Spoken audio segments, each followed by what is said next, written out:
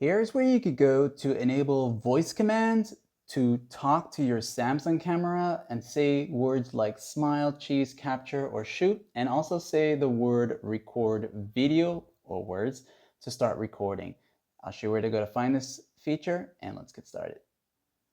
You'll need to be using your camera app here from Samsung itself, and this is with the late One UI 7.0 update.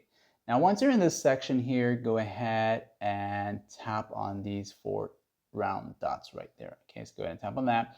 Once you do that, this is going to pop up going to your left, and you'll see the setting icon right here. So tap on that once.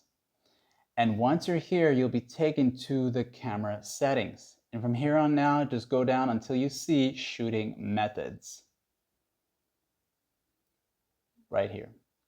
Once you enter here, you'll see voice commands. So I'll go ahead now and show you how it works. And of course, once you turn it on, it's gonna work for you. So if you say the word shoot, and you'll notice that little icon right here is gonna show up for you here. Cheese, that means you just took a photo, and you can see that I just took some photos here, okay? Now, this is how you would go about doing it. And of course, if you don't like it, you can turn it off, like and sub.